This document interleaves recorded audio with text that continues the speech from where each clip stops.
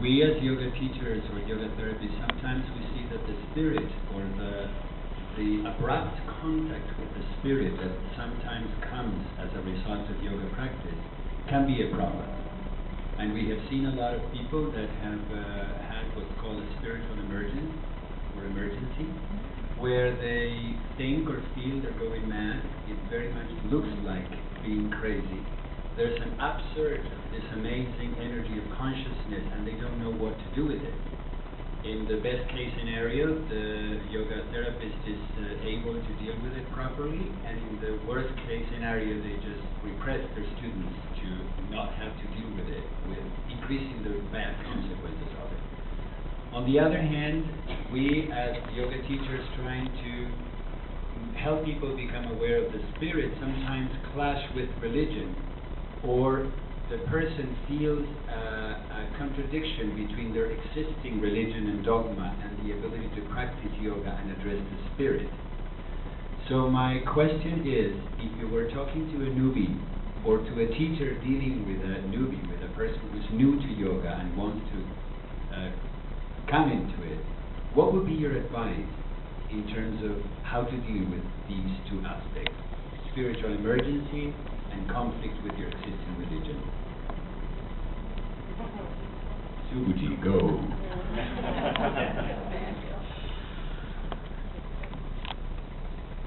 Actually, a true yoga teacher would be able to assess his student, I guess, as to what level of spiritual evolvement he or she is in, and give this knowledge of spirit in bits and pieces and see if he is able to understand it. That's how I got prepared, how to handle such experiences when you reach the stages of samadhi and you experience the higher levels of consciousness, turiya and turiyatita. But more or less 70 to 80% of the people, I feel that they are not aware of the spiritual practices, experiences they have when they start off this practice.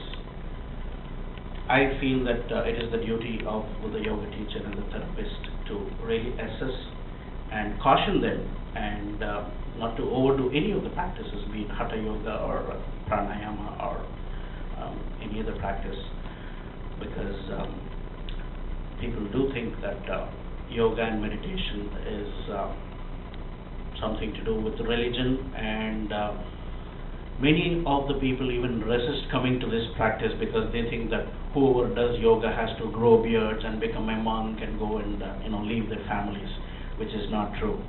If you're really able to have the theoretical knowledge of what the higher levels of yoga and meditation can help you achieve it, it's like learning how to ride a huge bike with balance. So most of the responsibility, I feel, lies on the teacher as to how he or she should assess the seeker and then guide step by step. And what about the conflict with religion? The inner conflict that a lot of students feel, that they feel, for example, if they're Christians, it's conflictive to practice yoga. Yeah. I guess the truth is one. In order to come to San Francisco, I have so many options on which airlines I would fly. So, irrespective of all religions. That's a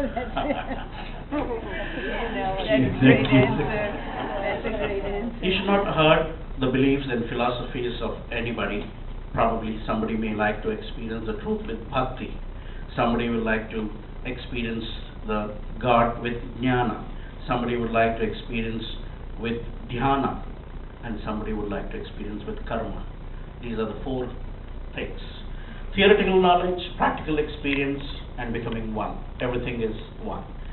So I think, personally, I feel that religion, if you stick to a certain level, it would be a barrier for you to go further, because all the truth have been told by all the different masters in an indirect way, and you have to interpret their truth, their wisdom, and try to understand what they really mean. Like the technique which I have learned, it is 3-stage technique: Sthula, Sukshma, and Surya. the gross, subtle, and the void. So you start off with worshipping the idols, doing mantras, japas, and then you understand the deeper meaning why you're doing that. That is sukshma and sthula, sukshma, and shunya is a state of void. You become what you're seeking for. I think more or less all the religions have explained. The kingdom of God lies within. Everything, all the masters have. Even here, I think a lot depends on the master, on the teacher, as to how, because anybody who comes for the sake of yoga, you should treat them as very precious, because it's not just one who is coming there. He is going to be the cause for changing many others. So it is the duty of the yoga teacher to really see that he is not taken away by path due to religion, and you just have to give him the technique, and slowly he will understand the truth is one.